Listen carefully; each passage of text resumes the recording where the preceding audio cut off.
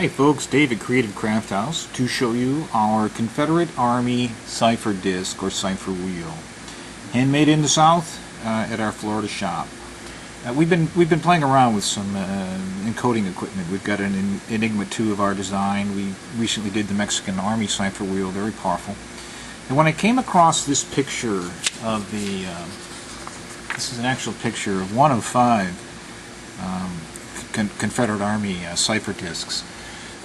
It is something I knew I just wanted to do because it's historical, it's attractive, and it's actually extremely useful, easy to use, and can be quite effective. And I'm going to try to show you how you might use it to make a message that would be really difficult to solve, to encode without knowing the keys. Okay, so what we've got here is a disk. It's made of wood, deeply laser engraved. As you can see, the outer ring will turn. To keep the original image, we fixed the top wheel here so the outer ring turns nicely. Ergonomically, it's great. You hold on to the bottom disc here and turn this wheel, so fits are very good. Looks pretty good. On the back, I put some information here, Confederate Army Cipher Disk, and on the back of the original it did have, designed by Francis LaBarre, Richmond, Virginia. It was issued from 1861 to 1865, not surprisingly. The SS, by the way, stands for Secret Service, or Secret Service. Some folks think it might be Signal Service, but most agree it Confederate States of America Secret Service. And we did the artwork to match the original and tried to get a font text that is really close to the original. Okay. Now, I'm going to talk a little bit about how this thing could be used, because you may think, well, it's just a simple substitution cipher. I would set it somewhere, and then, you know, the F becomes a V, and the G becomes a W, and so forth. And that's true. It could be a simple single key substitution cipher where you set the A is usually considered the pointer, so you set the A at some letter, pre-agreed upon letter, and then code your message accordingly. It would B equaling Q, C equaling R, and so forth. But gosh, it can be so much more powerful than this, using a system that actually goes back to the 16th century, and most encoding systems use the same kind of system with keys, or keywords, or key phrases. It was designed by a fellow whose name I can't really pronounce, so I hesitate, but it's Vigenère is as close as I can get. And the information I provide is with the instruction sheet, and there's lots of information on the web. But here's what you might do. You might devise a key word or a key phrase. Apparently one of the ones used in the South during the war was Confederate or Confederate Army. But there could have been anything pre-agreed upon, and that's one of the challenges of any code machines: pre-agreeing, communicating the code to the key code to encrypt and decrypt. But let's suppose the code was Confederate, and let's suppose we wanted to encode our message here: attack at dawn. All right. So I'm going to lay this out in a way that might help you understand how this thing works. Alright, so our first, what often is done, by the way, in encoded messages is rather than group the letters in word length, they're broken down into groups of 4 or groups of 5 letters. Then there's no key at how long each of the words are. If you know exactly how long the words are, it's a help in the decoding process, so we don't want to give that away. So I'm going to break attack at dawn down into groups of 4s here. Now, my key that we talked about is going to be the word Confederate. All right, and a key that key just keeps repeating as long as the message goes. In our case, our message is pretty short, so we're going to Confederate, and then we've just got one letter to repeat. The C. If this message was longer, we would just rewrite the word Confederate going across the page. And here's how it works. My key is for the code. The first letter is a C. So what I do is I take my pointer, which is the A, always the A, and I'm going to turn it such that the A aligns with the C. The inner wheel is the English text, the outer wheel is the encoded message. All right? So the A aligns with the C.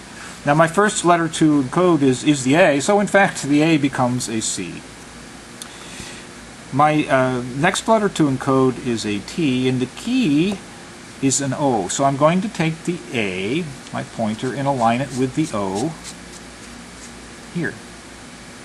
Now I have my wheels configured. I've got to encrypt the letter T, so I come to the T here, and I see that there's an H, is the encoded letter. So the T with key of O becomes H.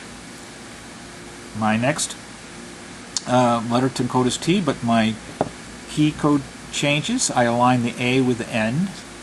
Just move it one spot there. The A is aligned with the N. Now I've got a T to encode, and the T becomes a G. So down here is our encoded message. So far we've got CHG. Next letter is an A with the key being F, so I align the, or my pointer, I align the A with the F.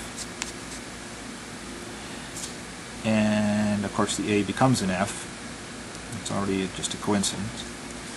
So I just continue that process right along along the length of my message. So to encode the, I need to encode the C, but my key is E, so I put the A to the E. Now I find the C on the inner wheel, and that aligns with G as the encoded letter, and so forth. So the end result is my attack at dawn encoded message becomes this group of letters on the bottom here. See that? Now to decode the message, I work just in the reverse. I would need to know the key, and given these letters, I would set up my wheel in the same way, except I would read in reverse to go from the encoded part of the wheel to the text part of the wheel, the message part of the wheel. So just picking a letter here, if I wanted to, if I've decoded along the way and I get to this letter right here, I know my key at that point is a D, so I align the A. I align the A to the D. I read the encoded message N on the outer wheel, and that converts to a K. So I know that letter would be K. So it's just the reverse process, and really quite straightforward. There's some things to keep track of, but with a little practice you can get fast at it. So that's one way to do it, and you can see how with the wheel alignment changing with every letter, repeating over a series as long as the keyword, but changing frequently, you get a message that's very hard to decode, far more than a simple substitution encryption, single substitution encryption. That's not the only way it can be done. You can say that you need a keyword. And you can say that we will change we'll move to the next letter after every 8 encoded letters, or after every 12 encoded letters, or 5 if you're grouping in groups of 5.